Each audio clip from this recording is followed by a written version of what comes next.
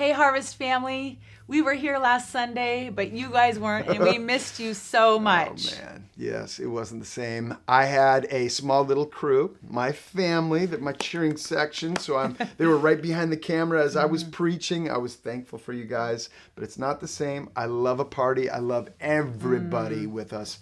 You drove up in the parking lot. Oh, no one there. Literally, my heart was like, "Where's my church family?" But they were there. On the you other guys end. were, which is so You guys awesome. showed But up. clearly, overnight, life has changed for so many of us, even for the pastor. So we're trying to adapt quickly here at Harvest to what the Lord is at doing, sure. really, and that's what we're here to say today. We don't have to be like the rest of the world and nervous, uncertain what's going on. We're so confident that the Lord Jesus is at work right now, and we even know that from our last year. You know that. Our life got kind of crazy when we found out that our daughter Emma, 1 year ago, almost about a year ago, came down with leukemia. And I guess what we would just say is that God is so faithful. That's a scary moment when you hear that. Just like many of you are feeling, some of us are feeling fearful and scared right now with what's going on. But we can just tell you, even after a year of walking through cancer, that God is so faithful. He is who He says He is, and He will be present, and His promises are true. And we just want to encourage you with that. John, you were going to tell me, you were just sharing with me an awesome said promise. verse.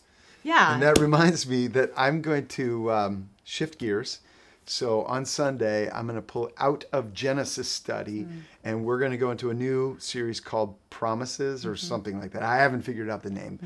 But the first promise that I'm going to preach on this Sunday is from Deuteronomy 31:8. And this is what it is. It is the Lord who goes before you. He will be with you. He will not leave you or forsake you. Do not fear or be dismayed. And that verse is not just for Moses, because then the Lord speaks it to Joshua as they're about ready to go to the promised land and make the conquest. And then later in, 1 Chronicles 28, David says that to his son Solomon, who's going to take the throne. I will never leave you nor forsake you, speaking of God. And then the New Testament in Hebrews chapter 13, verse 5, as an antidote for discontentment, God says, I will never leave you nor forsake you. I just think we need to hear that. So that's what I'm going to be preaching on. I love that. And more promises, How many too. times have we walked through this last year of even heading to the hospital, maybe me being a little fearful or Emma being a little fearful, and truly just praying through, don't be fearful, have courage. And the awesome thing is that God showed up so present with us every time. And the message is the same through all of history, that God promises to be present with us. So we're looking forward to what God's doing. We don't know what He's doing, but we are so certain that He is at work. While we're just sort of adapting to all the changes, it looks like, sadly, all of our church events and ministry gatherings will be postponed. So what does that look like, John?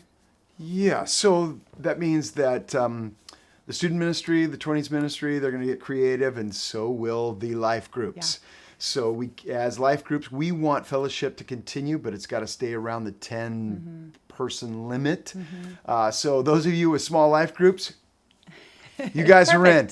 But those of you with larger life groups, you're going to have to be creative, which means probably men alone or women alone, or you'll figure it out. Yeah. And Matt's communicating with the life group leaders. Cool. But and then we've got the spring clean on March 28th. We've got a few things. Are we allowed to be outside and cleaning up the you know what? property? We are going to clean. Good. We've got space. We'll keep our 6-foot space between each other, and we're going to be outside. There's one other event. Okay. We've got a prayer night April 1st, and we want to continue with that, but it's going to go online. It'll be Facebook Live. I will lead people, gather with families, and we'll pray. Awesome.